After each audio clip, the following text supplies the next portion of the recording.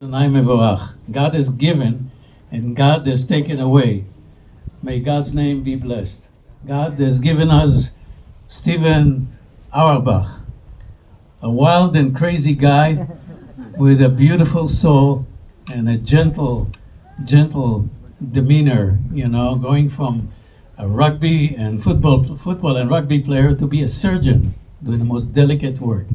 So I want to read a very ancient poem that you will recognize when I start reading it from the book of Ecclesiastes. For everything, there is a season, a time for every experience under heaven. A time to be born and a time to die. A time to plant and a time to uproot what is planted. A time to tear down and a time to build up. A time to weep and a time to laugh. A time to grieve and a time to dance. A time to throw stones and a time to gather stones. A time to embrace and a time to refrain from embracing. A time to seek and a time to lose. A time to keep and a time to discard. A time to tear and a time to sow. A time to keep silence and a time to speak. So I'm going to call our first speaker, Dr. Gary Leach, who was Steve Auerbach's mentor. Please come forward. I think he may have left. He left? Yeah. Okay. He had to go early to a Okay, hang on. party with your.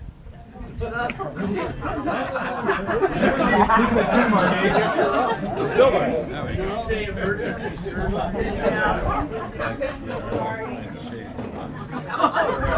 Better not have been Okay. Instead of Gary, We'd we'll rather sing hear this you, song. Aria. La la la la la la la. La la la la la la. La la la la la.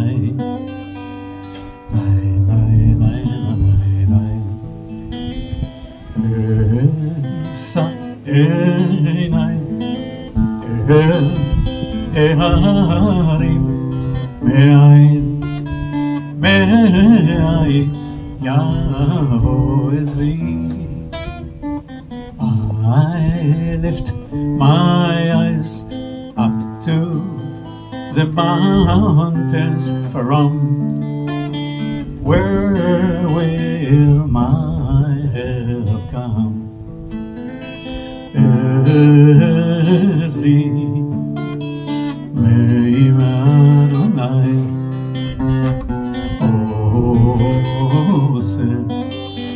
Shamayim va'aretz. My help will come from the Lord above, maker of all heaven and earth. La la la la la la. La la la la la la.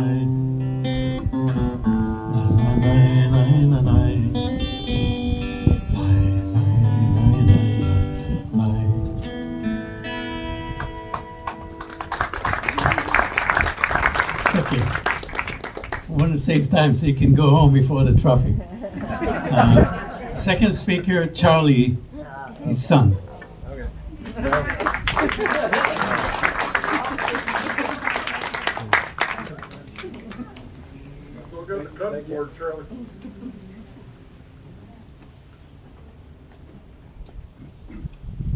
Well, can everyone hear me?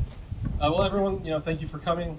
Everyone, I'm sure, I know my father, he touched everyone. Everyone who's here. They, he made an impact on everyone's life. I'm sure he told everyone a dirty joke once or twice. He was pretty good at that. But just focusing on the time between the dates. Focusing on the dash, let's say.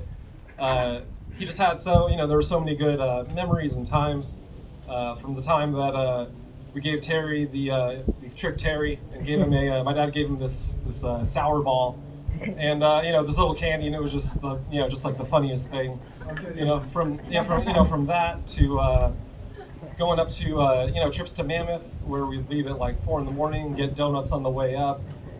To sometimes we'd be at the Eatington's house, then we'd go to we'd go maybe get a little refill, a little more, kind of top off the cup. So there were just there's so many good just good memories, and we just wish we wanted them to continue, but life has a way of playing out in a certain way. So just wanted to if everyone has a glass, if anyone has a glass, can raise a glass, toast to the doctor, So he's someone he's someone that we all love. So. Yeah.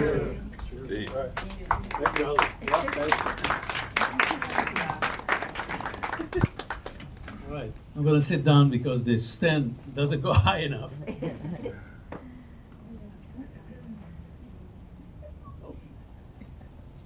good. Okay. This is a song. I saw a picture of Johnny Cash in a house. Are you a big Johnny Cash fans too? You got it. Oh, yeah. Okay, so I heard Johnny Cash do this song, and I thought it would be very appropriate for Steve. And anytime you feel like joining me in the chorus, please do.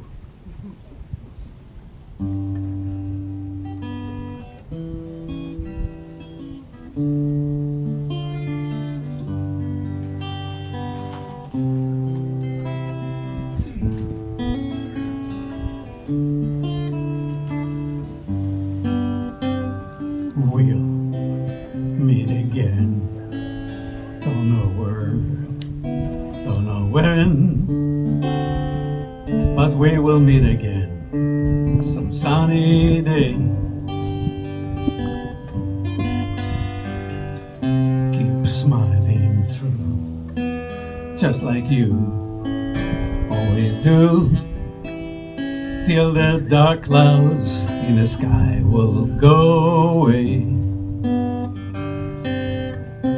And will you please say hello to the folks that I know? Tell them I won't be long, and they'll be happy to know that as you see me go, I was singing this song. Everybody join me. We'll meet again.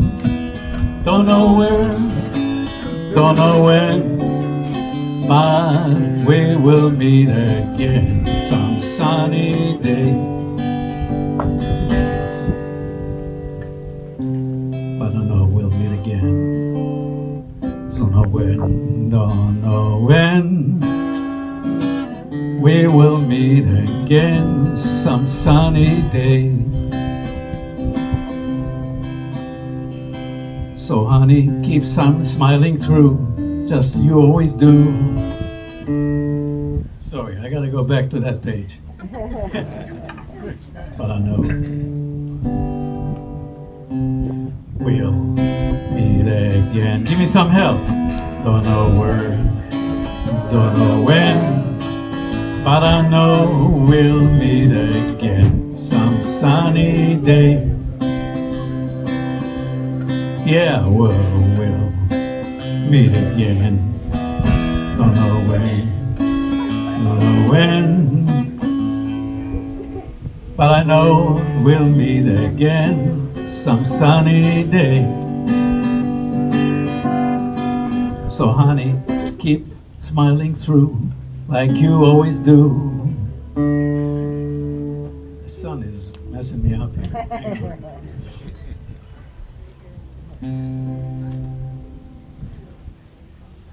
But I know we'll meet again. Don't know when, don't know when. I know we'll meet again some sunny day.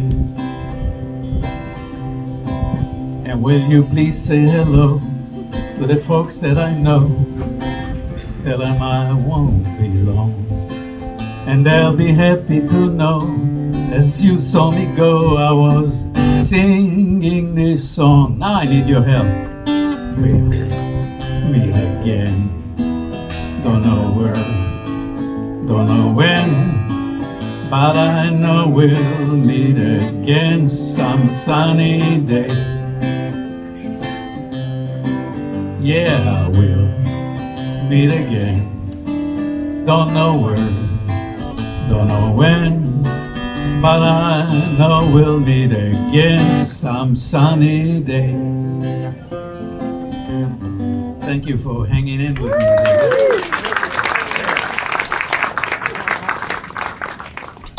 The next speaker is Bob Feldman, who is his cousin.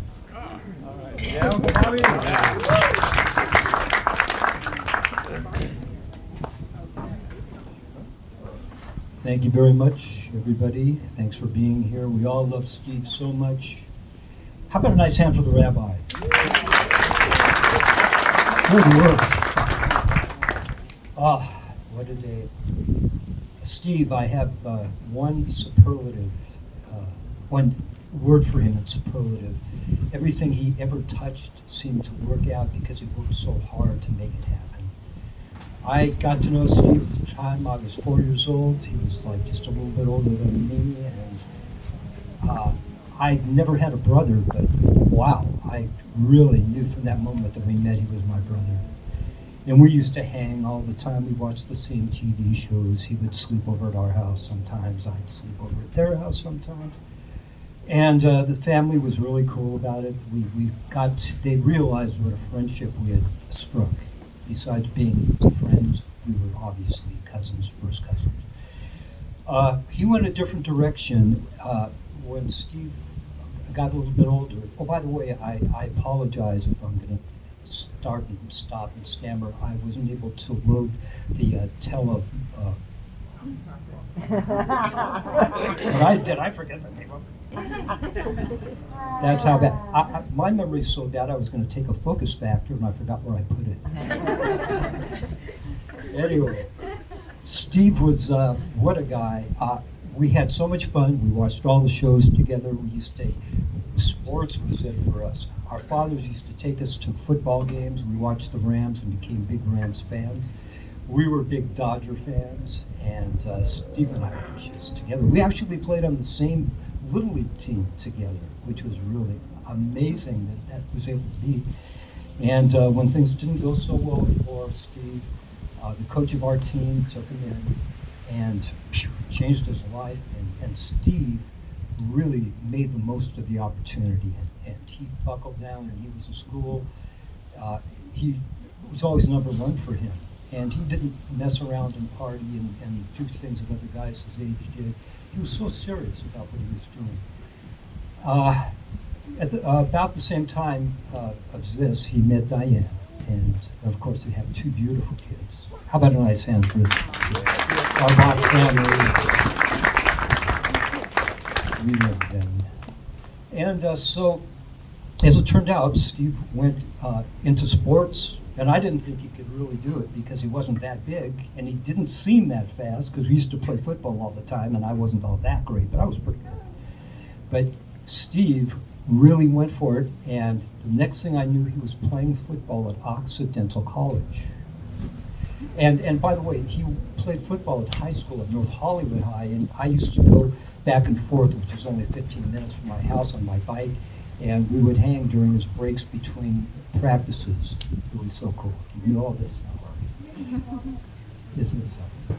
So anyway, Steve went one direction, which was sports. And at the same time, he knew that he needed something to fall back on. And he was smart enough to know that he could do both at the same time.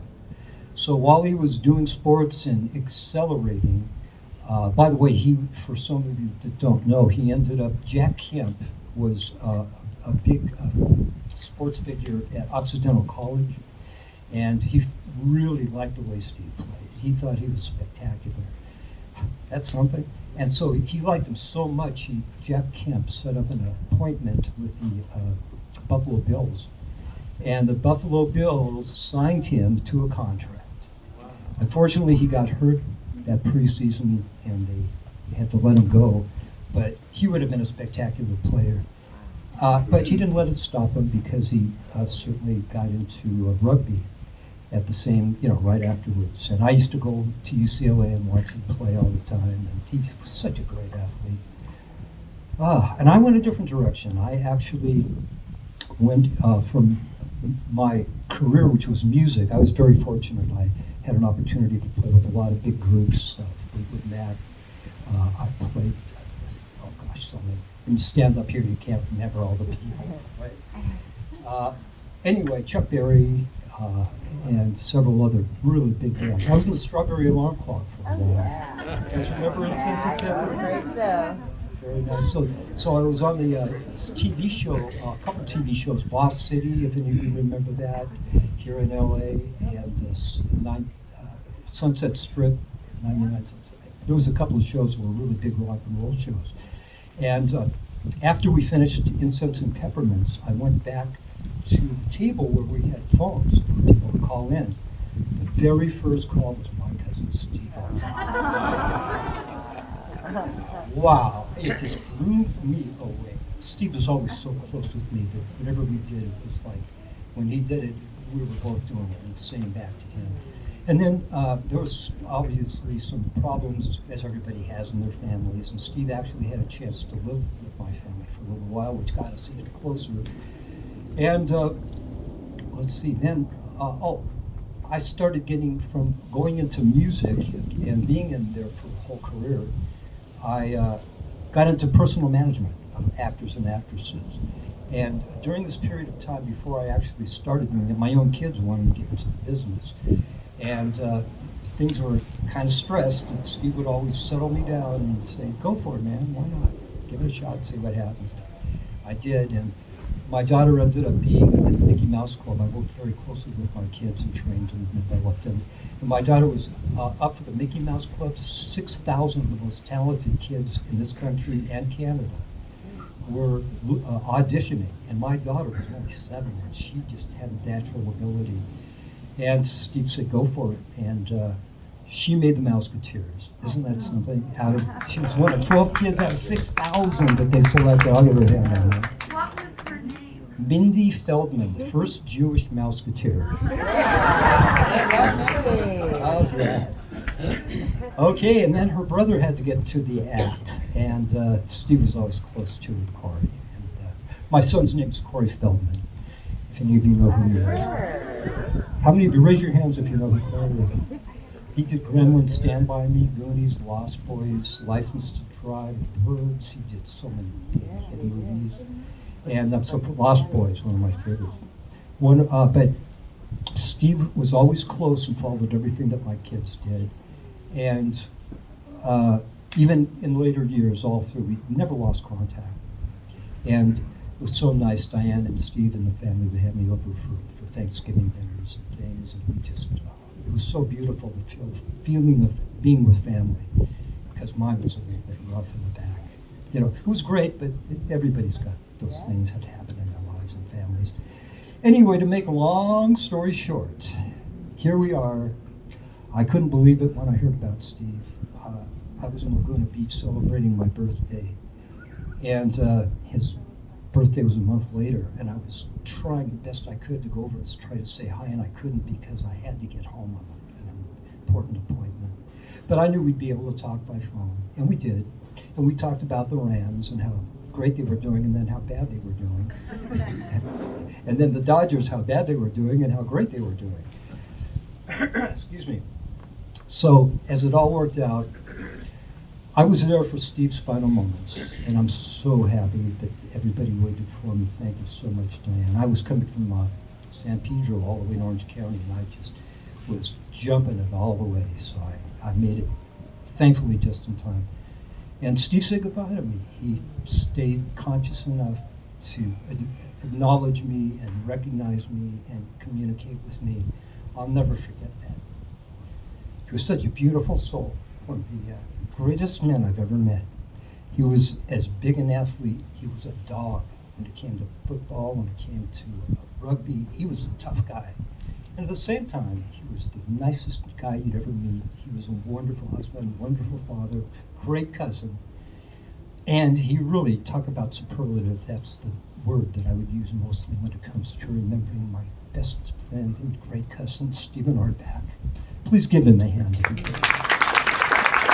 Thank you for listening.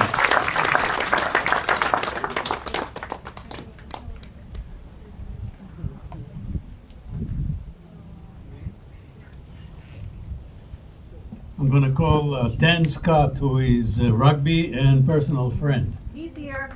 He's here? Okay.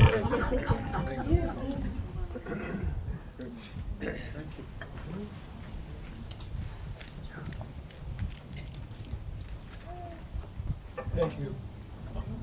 I'm gonna have to do a little bit of readout here. Is this on? Yeah. Yes, okay. Closer.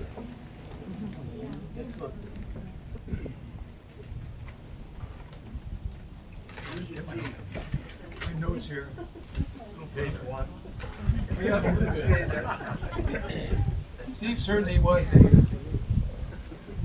probably my friendship with Steve was originally probably playing rugby with him on Santa Monica Rugby Club. At that time when I first met him, I thought, boy, this guy is full of life. Everybody's pretty much just said that. But one thing good about it was that was probably back in 1970s, late 70s. So that was a long time, those are early years. And over those years, one thing that was really great about Steve when we were out in the field there, that we had our own field surgeon. Not only was he a player, star player, he was also we had to be stitched up if you needed it, that would have to hurt. And you see, like I said, Steve was a force to reckon with, and his passion for the game of rugby was infectious. He was a star, he was a legend. In those early days, during the games, or a post game, whatever, he used to say to me, "We are the Green Machine." Okay, that became our team chant, but also it became our uniforms were green and white, so that's kind of, you have to understand, that's why we call it the Green Machine. But you know what? We were a pretty good club then anyway. With Steve, we were champions. We were dominant, and the teammates, just not Steve, but the teammates on that team, were from all walks of life, and occupations and professions. All great athletes as well, and it really was a real pleasure, not a pleasure only, but a privilege to play with those guys, especially to have played with Steve. I want to say that as we go along, excuse me, caught up here. You know, as silly as it may sound, even at our reunions over the years, and also at the Santa Monica Rugby Club Hall of Fame banquet, Steve would also say to me, he'd come and say, "We are still the Green Machine." He always would say this, and we have a good laugh about it. But I could always pretty much count on that. Steve's athletic prowess, combined with his unwavering enthusiasm, his commitment and competitive spirit, made him a standout player. Among his athletic accolades, as you know, he was a U.S. team rugby player, and we have several here from that era in our midst today, and that's quite an accomplishment. And we used to call them they were called U.S. Eagles. But anyway, he was also inducted into the Santa Monica Club Hall of Fame. So Steve was somebody to look up to, and but beyond his athletic accomplishments, I knew Steve for his kindness, his loyalty, his unrelenting spirit. It was on or off the field, it was quite an inspiration. He was a dedicated and very successful doctor. As a urologist, he touched thousands of lives, and with his medical skills and compassion, and his deep, unrelenting concern for his patients, this was a testament to his character and his desire to make a positive impact in the world.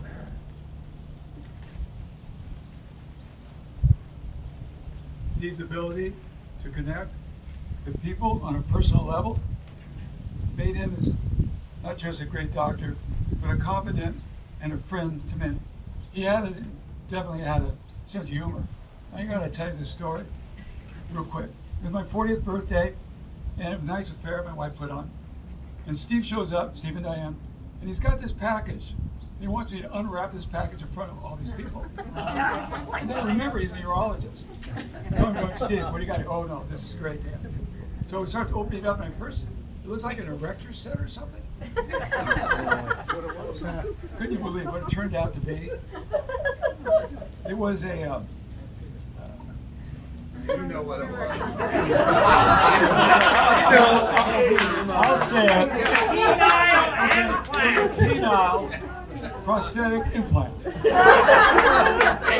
So I said to Steve, I said, you're a little early, pal. He said, yeah, man, I'm right there. I said, I hope you don't have my back. That's not what you're going to do. Anyway, we had a good laugh about that. So anyway, so Steve's infectious laughter, his generosity, his unwavering optimism, and his kind heart made him a truly special guy. His presence in our lives, and especially the fun times my wife Phoebe and I shared with Steve and Diane, brought joy, good laughs, and a sense of camaraderie that we will cherish forever. Even though we now mourn Steve's loss, we also celebrate the incredible life he lived. We can honor his memory by carrying on his legacy of friendship, scholarship, and his positive energy and spirit. If Steve could hear me now, Steve, you're still with the Green Machine. We love you, Steve. May your soul rest in peace. God bless you.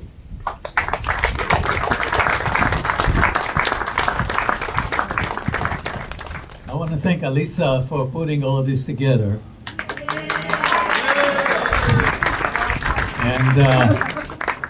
And she started digging in some of the things, and she found some things that Steve wrote that I guess nobody knew until she found it. So I want to share some things in Steve's own words. I love going to rugby events because we get to relive some magical moments and memories. Playing at UCLA with you, Vic, Murph, Eddie, Suggy, David, Stevenson, and the rest of the team was a huge changing point in my life. It was great walking on the field, knowing we would win. This has to be, okay, that was Alisa's comment. Another one in his own words. Live your life by the principles you would be proud to hear people say at your funeral. I want people to remember that I was nice to just about everyone I have worked with or seen as a patient. I tried to help others. I tried to give 100% effort the vast majority of the time. And that was usually positive and happy. I believe that I can win without you losing. Playing team sports helped develop these principles. I think that's right. Whatever he said, is beautiful because you should never let somebody feel that they're losers, even though you annihilated them.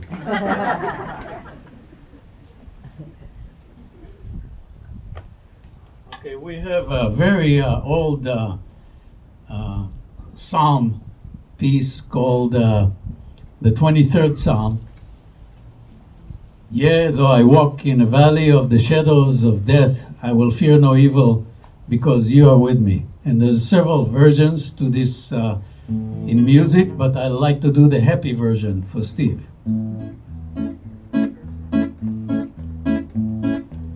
Gam ki elech, gam ki elech, gam ki elech begeit salmavet.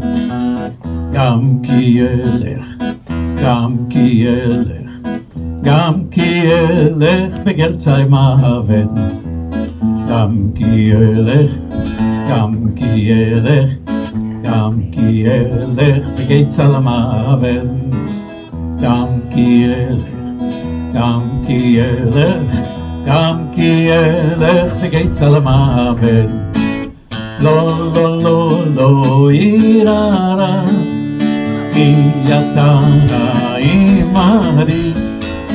לא, לא, לא, לא יראה, כי אתה עמדי, גם כי אלך, גם כי אלך, גם כי אלך בגיא צל המוות, גם כי אלך, גם כי אלך, גם כי אלך בגיא צל המוות. It means I will not be afraid because you are with me.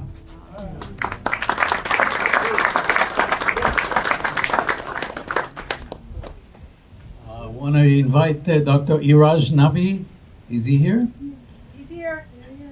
A brother from another mother, a colleague and a friend.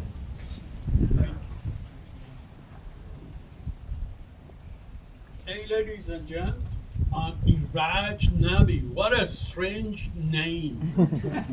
I'm a Middle Eastern from Persia. And look where I am.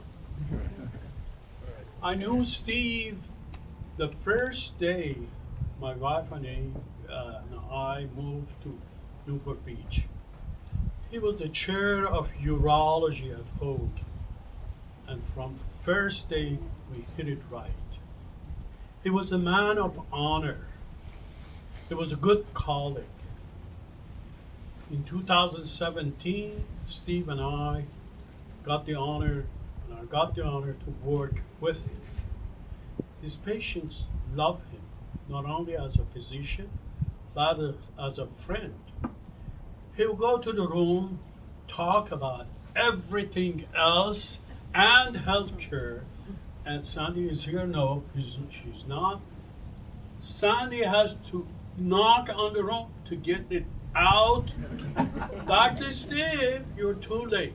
And he had an excellent sense of humor. For that, I can tell you that he has a sketch in his office, a man with posterior view saying, I have ED, but he was carrying a barbell weight on his mid portion of his body, saying, I have ED, but Dr. Auerbach is my urologist. He had such a good sense of humor. If he was here, he would say, it was beautiful as long as it lasted, the journey of my life. I have no regrets whatsoever.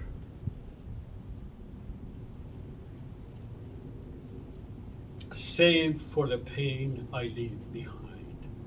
Those dear hearts who love and care, and the heavy with sleep evermost eyes. They smile in spite of a lump in the throat, and the string pulling the heart and soul, the strong arm that held me up when my own strength let them down. Each morsel that I was fed with was full of love divine. And the turning of my life, I came across good friends. Friends who stood by me even when the time raced by. Farewell, farewell. I smile and bid you goodbye. No, shed no tears, for I need them not. All I need is your smile. If you feel sad, think of me. For that's what I would like when you live in the hearts of those you love. Remember then, you never die. For Steve. Thank you.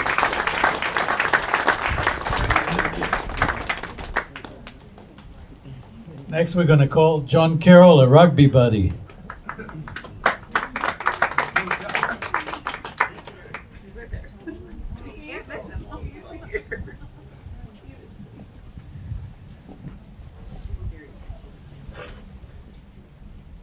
Thank you. Thank you very much. much. I'm going to reiterate a lot of what some of the previous speakers already talked about, and about how much influence Steve had on my life outside of rugby when I was a young man, just starting out. I first met Steve on the rugby field. I was playing for the Northern California All-Star rugby team, and he was playing for the Southern California Rugby All-Star team. And I delivered a rather vicious hit on Steve that he took exception with. He said it was late and out of bounds, and I said, tough shit.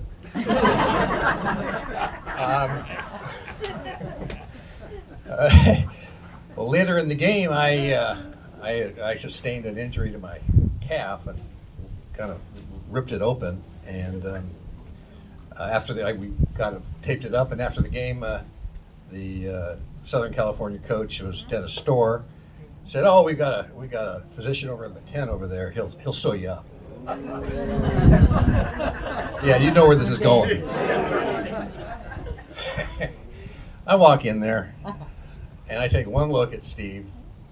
He takes a look at me. I look at him, and he starts to smile. This is going to be fun. There was born a great friendship. He sewed me up very professionally, and we were chatting during the whole time, and we really found that we had a lot in common, and I started to like the guy.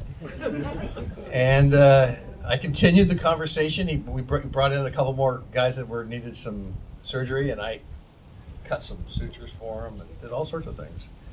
And I left feeling pretty good.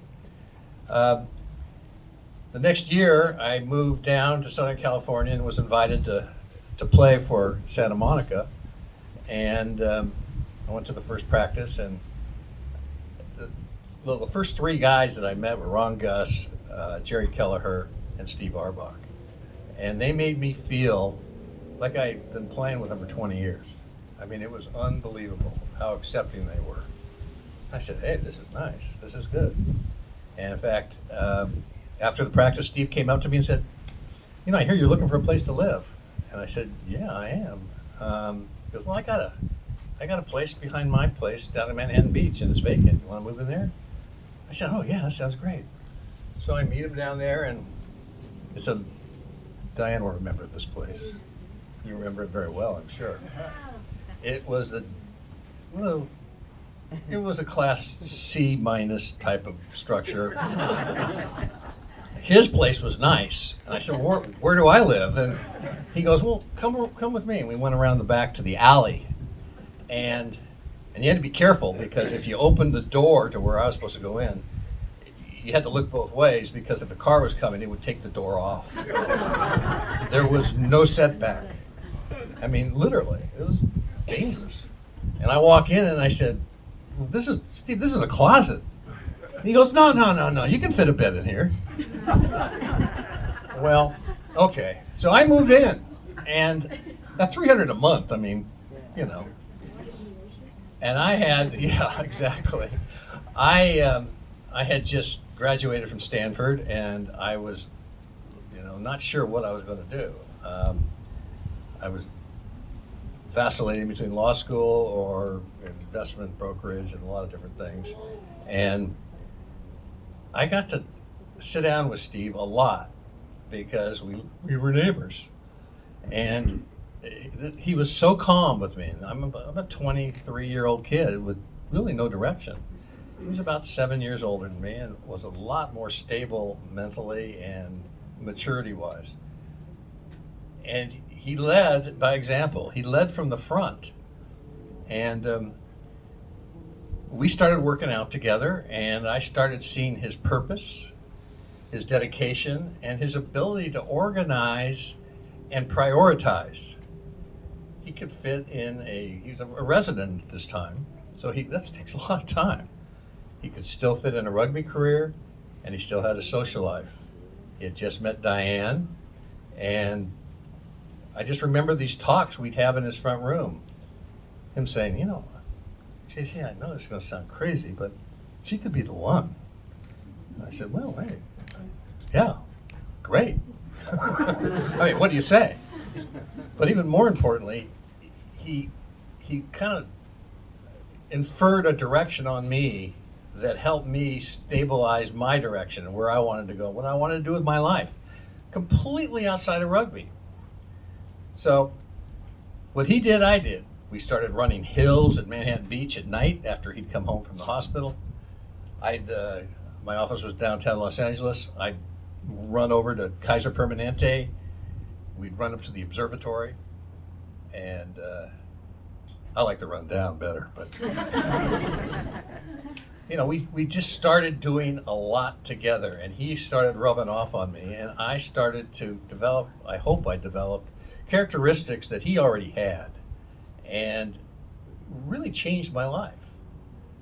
And I can't really think of anybody besides my father who had that effect on me. And you know, and you talk about the sense of humor that he had. I mean, we were on rugby tour in Australia, and he was my roommate, and we had just played Port Hacking, and he got severely concussed, where he had to leave the game.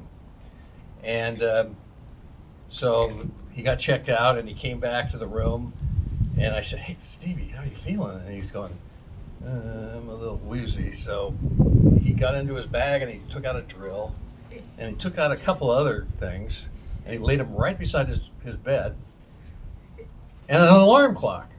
And he set the alarm clock to 2 o'clock. And I said, what are you doing? He's going, okay, you see this alarm clock? I'm setting it for 2. When it goes off, you get up. You wake me up.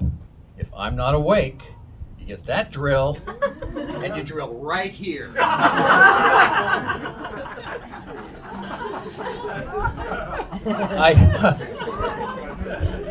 What? No, I'm just funning ya. Drill over here.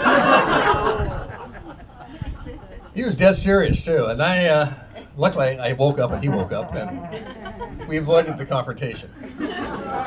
So, anyway, when we got back, things, you know, as life goes on, Steve and Diane got married. I was fortunate enough to be their best man, and I look back on that day religiously. I called Steve every day since on his birthday, June 6th, and we chat. We chat just about what's going on, because life takes you away from those times, and your family, kids, whatever. You just grow apart, but you don't grow apart mentally, and we stayed in touch every year that way. And I was fortunate enough to see Steve about 2 weeks before he passed at a celebration of life ceremony for James Grant, another rugby player, Eagle rugby player. And we got to talk for about 45 minutes, and it was a great talk. And I'm so lucky to have that. And I remember it well, and I'm just very grateful for it. And I'm very grateful for him being in my life. Thanks.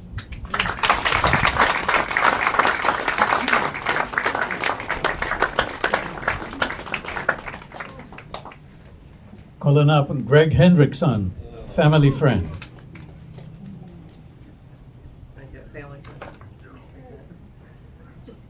Takes a while.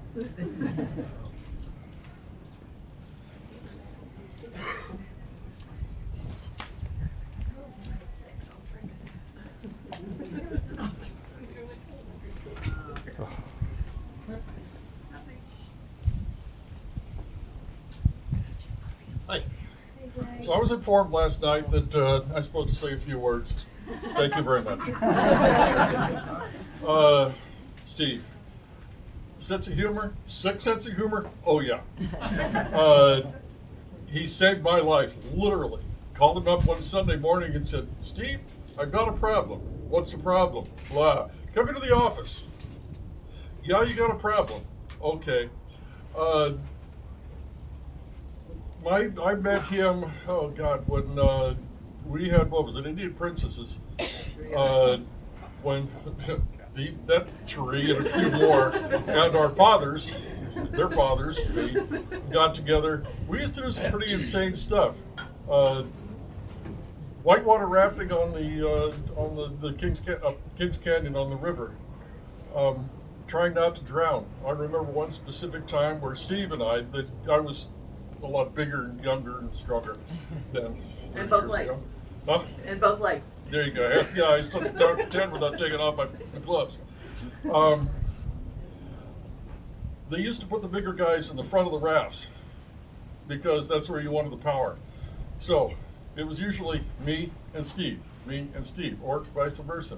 And we were going over this one particular road riff, and Steve got this look on his face, and we were bouncing up and down, and all of a sudden I ended up in the water. He was grinning. And I still had a paddle in my hand, and he was grinning. I went under the boat. He was grinning. And my daughter and the girls had to pull me out from under the boat and put me back in the boat. But he was still grinning. Don't know how I ended up there. But literally, Steve saved my life. And if he hadn't have gone into the office on that Sunday and everything, I probably would have beaten him to the underside of the lawn by 15 years. Steve and I were 6 months apart. I'm 6 months younger than he is. I was born in December, he was born in June. But hell of a nice guy. The last time I saw him, I stopped by the office. I heard they moved, and I was just back in town from Virginia. And I wanted to go up and say hi. And I go in, and he had some time. I said, "Hi, how you doing? Take your clothes off." I just came to say hi. Well, that's okay, but since you're here, so we're going to check things out. Okay, but I just came to say hi. Okay, hi, and you're doing fine. But you couldn't ask for a nicer guy. You couldn't ask for a sicker sense of humor. Loved him. I mean, some of the stuff that we used to do and talk about and everything else, I'm not bringing up. And it just, I'm going to miss him. And we're all going to miss him. Thank you.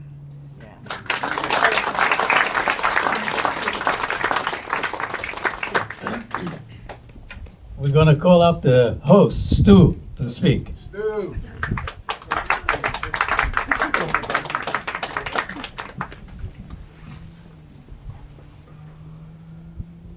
Well, thank you all for coming. It's really a pleasure and quite an honor to have his memorial here. Steve was a tremendous influence on me when I started playing rugby. I was at JC wrestling, transferred to UCLA. I was going to wrestle at UCLA, and they dropped the program, getting ready for Title IX. And I was standing there watching some guys pass some big, fat, pregnant football around and thinking, what the hell is that? And I was enthralled. And I stood there and watched it. I was hypnotized. And I must have stood there for 15 minutes watching it. And finally, one of the guys comes over. It was Timmy Desmond. And Timmy says, "Hey, you want to play?" Yeah. I kicked off my shoes, dropped my book bag, and quit 20 years later. So that was my first introduction. When we got the season rolling, I recognized Steve. He didn't look like an athlete. I thought, oh, what the hell is this guy going to do? And then all of a sudden I saw him moving. It was like, whoa, someone tied a rocket to his ass. He was just flying. He had big feet. I thought, how the hell do you run with those feet? He gave me some wise ass answer. I can't remember what it was, but it was just unbelievable. He was welcoming to a new guy into a team. It made me feel at home in something that I didn't know much about. So it was comforting. Believe it or not, the word comforting does fit in rugby, a very rare occasion. It was comforting to have him and some of the other teammates that welcomed me and and encouraged me to be who I was as a rugby player. So I played for, I think it was 2 years with Steve, and recognized who he was and what a wonderful guy he was and what a tremendous sense of humor. He was almost goofy. He was recognized him as being a tremendous intellect, but really goofy. So he stuck in my mind for many, many, many years. So I'm down at a bar. I know that shocks everybody.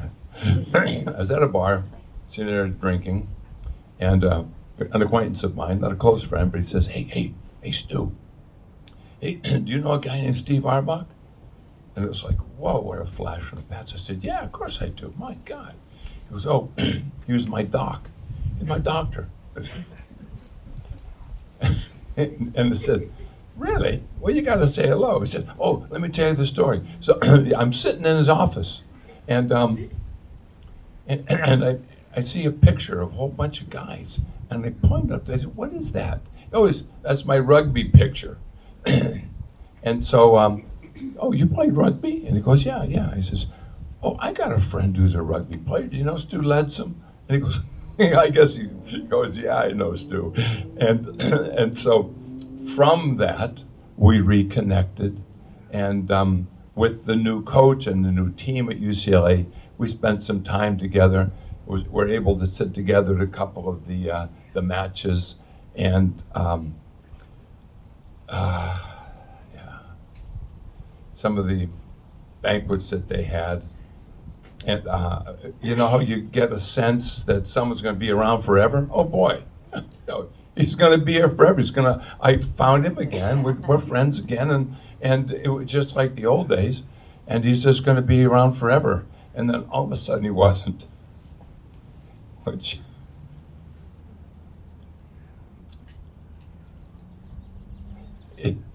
it comes as such a shock when you just connect with somebody, you enjoy them, you remember and recognize who he was then, and appreciate exactly who he is now.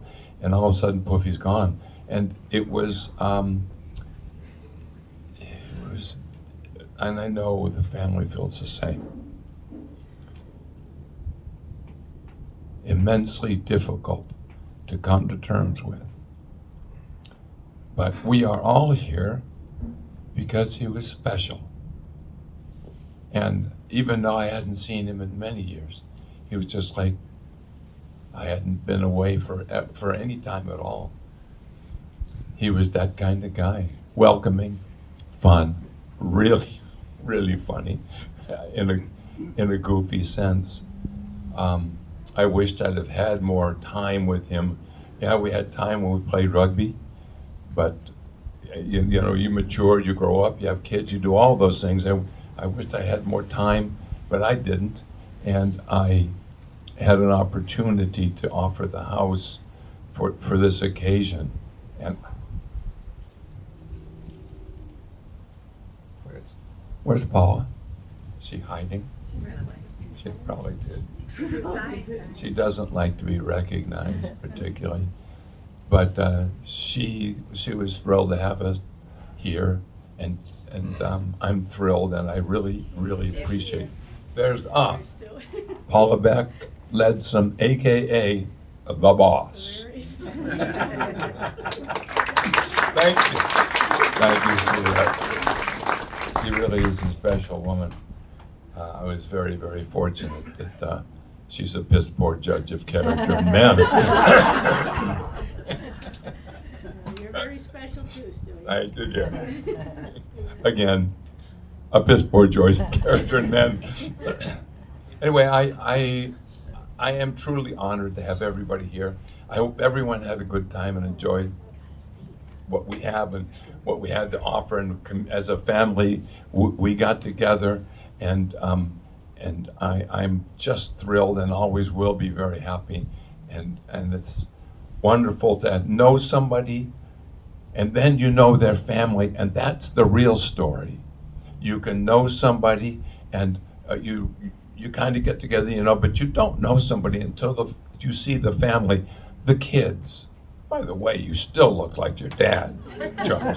You still look just like your pop. I mean, it's uncanny. So I will never be able to look at you without seeing your dad. I hope that's okay. Anyway, thank you so much for all for being here.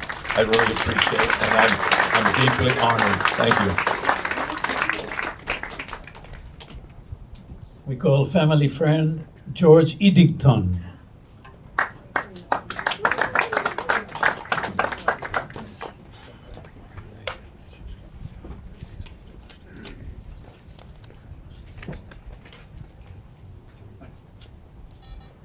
Well, I can't help but feel that Steve's here. Anyway, you heard my name. Just want to share a couple thoughts, a couple stories about Steve. We met Steve and Diane at our tennis club about 45 years ago. My first impression was actually pretty accurate with him. He's a good guy, got a great attitude. He's obviously really enjoys life. He loves having fun. He's very athletic and extremely competitive. And I was also struck by his welcoming, mischievous, infectious smile. It was really a window to his soul. We played tons of tennis together, logged countless bike rides, dinners in, dinners out, trips everywhere. Our families became very close. We were staples on each other's party lists. And we were blessed to have the Auerbachs for most of our Christmas family dinners since the time that we met, still do. As has been mentioned, Steve was exceptional at just about everything he did. He was a great physician, athlete, UCLA Rugby Hall of Fame, U.S. national team, family man, devoted husband and father, close friend, and he was always playful. And he saw something good and funny in almost everything. And in this sense, Steve was really unique. He had a perverse sense of humor, no question about it, but it was fabulous. And he could take the worst situation and make you laugh, and he always did. He'd give of himself for another anywhere, anytime. Once, about 25 years ago, I smashed my finger really badly, and it didn't break the skin, but it tripled in size, and it throbbed like hell. And it was a Sunday afternoon, a day that you don't call other people to go to work. Steve, I just smashed my finger, I'm dying here. Well, I wasn't dying, but meet me at my office. So 10 minutes later, I get there, he's there. He says, just give me a second, I'll go get some Novocaine, numb it up, and I'll fix it. He comes out in a lab coat with a hypodermic needle meant for horses about this long. And he has that crazed look on his face that you are getting this. Oh, shit. Anyway, no, I'm only teasing. He puts it away, gives me an injection, took care of it. Kind of typical. I would consider Steve a man's man in every sense of the word. We were fortunate to attend the induction dinner into the UCLA Hall of Fame the year that he was inducted. And it was very well attended, lots of people, very fancy. And the entire then current rugby team was there. And like Steve, he spent the first part of he spent about half of the cocktail hour with the team. Forget his old friends, his coach who was inducted the same day. He saw the others, but he was really with the team. Then he gets up and he gives his talk. And he starts, well, when I played, you can't say I, we told you can't say I. And he looks up like, oh crap. And he drops, and he does 20 push-ups right there. Steve's in his mid-60s. The whole place went nuts, but it was so vintage Steve. That was his team. That was his team's rules. That was wonderful. So you know he's a UCLA alum. I often ask Steve, who's your favorite team? Most of you know the answer. Whoever the hell is playing against USC. So he had a procedure on a rabid USC fan, pretty well-known guy, and they were friends, and they barbed with each other all the time. And the guy went under, and underneath his surgical gown, Steve took a couple ribbons, baby blue and yellow, Bruins colors, and sort of tied them appropriately. Came into his room when the patient was waking up, and I'll call him Bob. Well, Bob, let's see how the surgery went. Opens up his garments. He goes, oh, I see you've come to the right side now. Anyway, I can tell the story a little more vividly, but you get.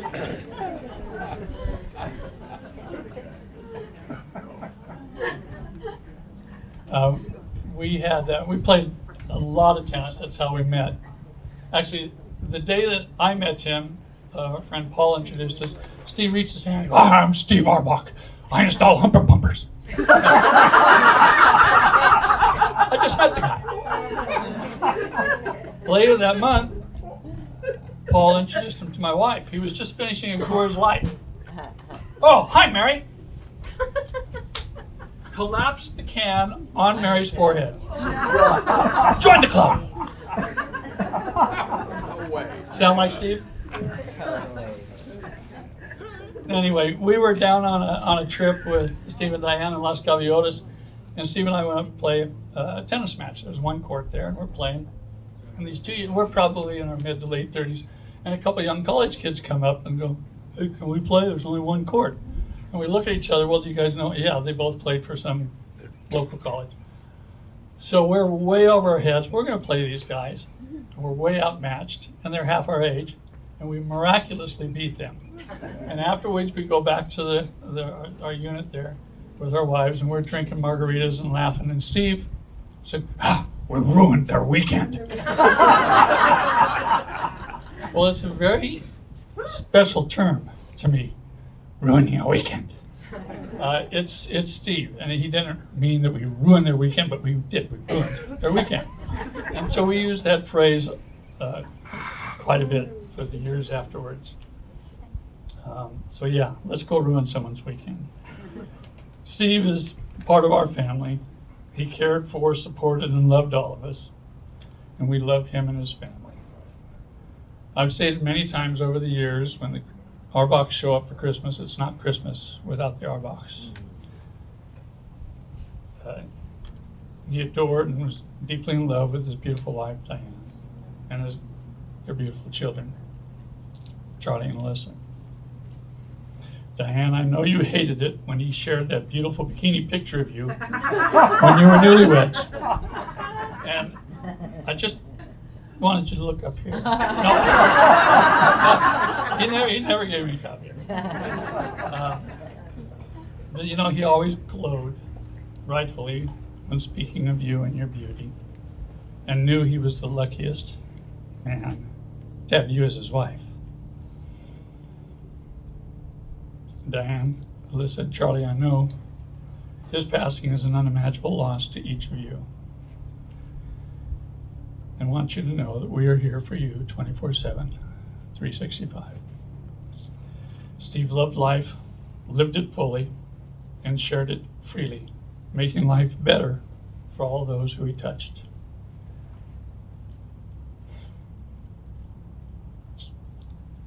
Steve, I miss you. I love you. Thank you for sharing so much life with me. I know you will always be part of who I am. So let's go ruin someone's weekend.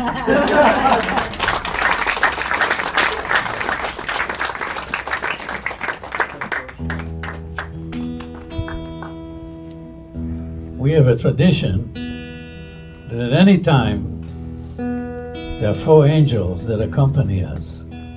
Also, after we leave this planet, they're still with us.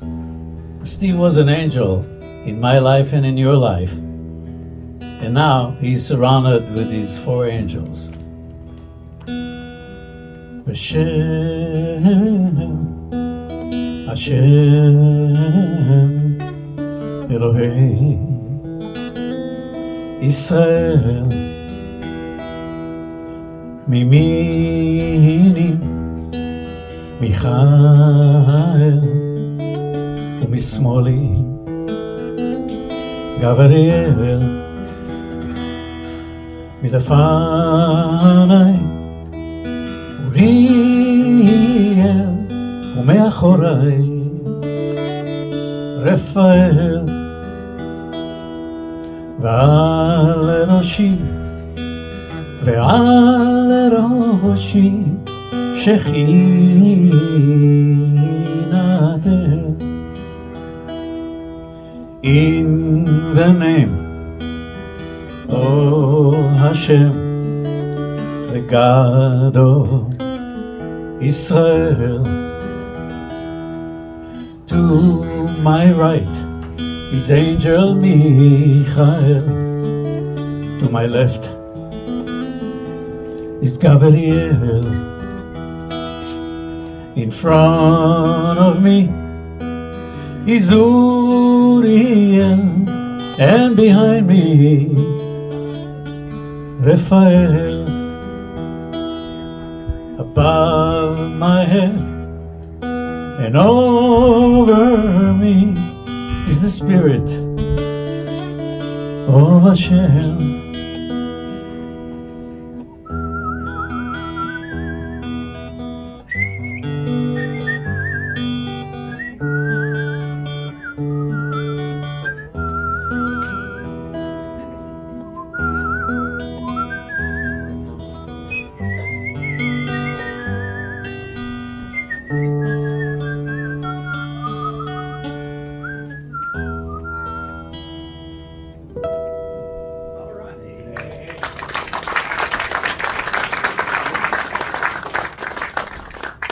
I was a young cantor in Newport Beach, and some of the doctors in the congregation were Jewish, and we got to become friends. And by the way, doctors had the best parties in the 70s.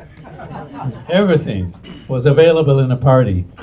Anyways, so went to one of these parties, and I'm standing in line to get a drink. There was a bar set up outside, and the person behind me was Steve, but I didn't know him then.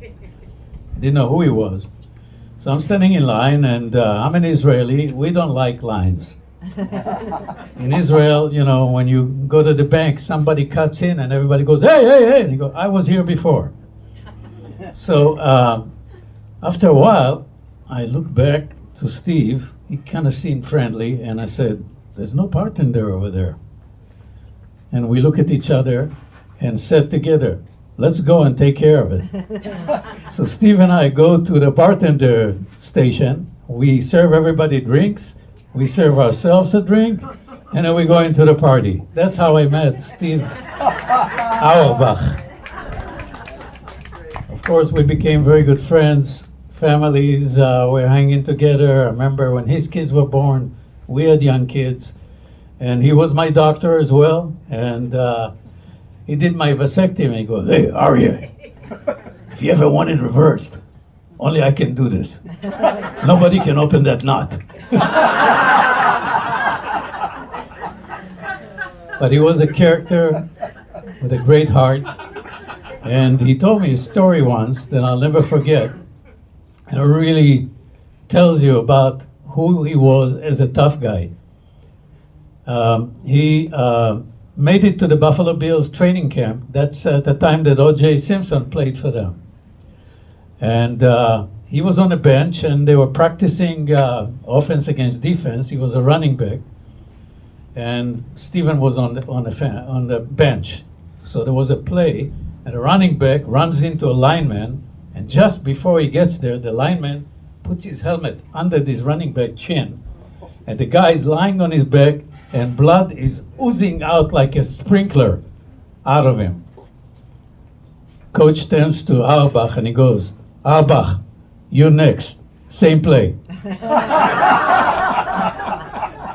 So Auerbach, he's no dummy.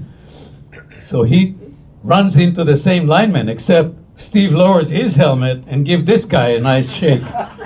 So he tells me they're both lying on the field, looking at each other, and the lineman says, rookie, you better never do this again. That was Steve Auerbach. Anyways, I want to thank you all again for coming and give him the last respect, because that's the highest mitzvah in Jewish life, the highest good deed that you can do when you accompany someone. And as I know Steve, he always cared about everybody. And today we're giving him a green light, because his soul is hanging around. You know, we have a tradition, the soul is hanging around, and some of you might have felt it. but now we're giving him a green light to go towards the light, and maybe we'll meet again one of these days. Don't know where, don't know when. I want to finish with a song, and then I'll read Kaddish, which is a prayer we say for the dead for thousands of years, that never once mentions death, only life. This song was written by another brave woman, Hannah Senesh, who was a Jewish paratrooper that jumped behind Nazi lines in World War II to save Jews, was caught and executed, but she wrote beautiful poems. This is one of hers. I'll sing it in Hebrew and English. Eli, Eli, שלא ייגמר לעולם, החול והים, רשרוש של המים, ברק השמיים, תפילת האדם, החול והים, רשרוש של המים, ברק השמיים, תפילת האדם. Oh Lord, my God, I pray that these things never end. The sand and the sea, the rush over the waters, the crash of the heavens, and the prayer of the soul. The sand and the sea, the rush of the waters, the crash of the heavens, and the prayer of the soul.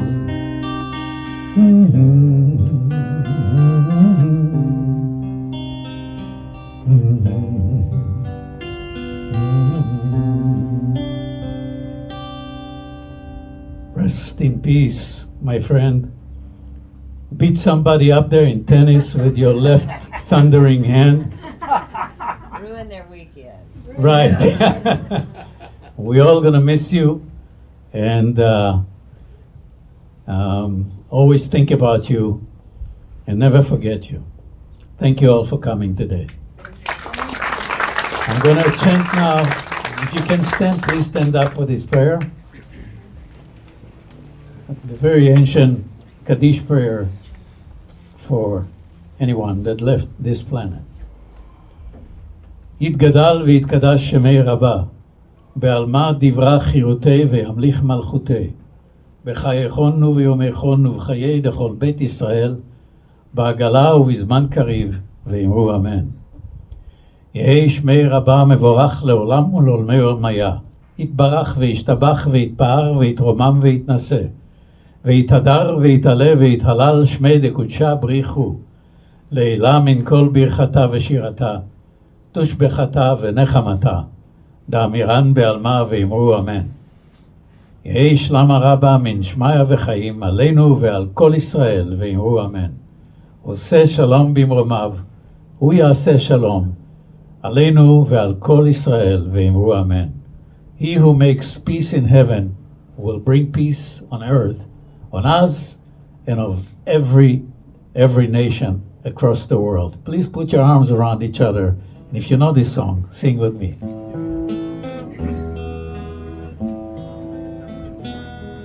עושה שלום במרומיו, הוא יעשה שלום עלינו ועל כל ישראל, ואמרו אמן.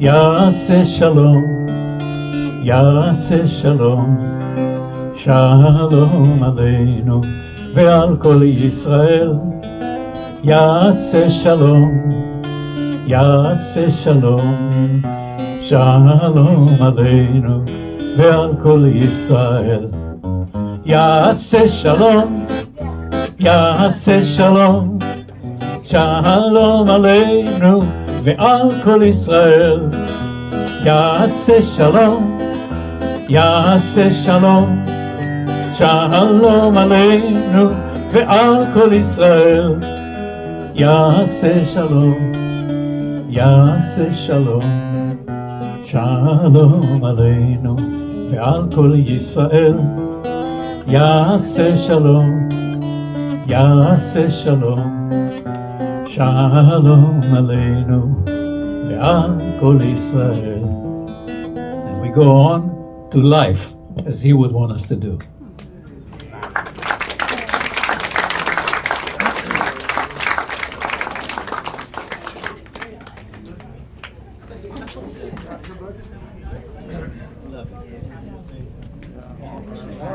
Oh yeah.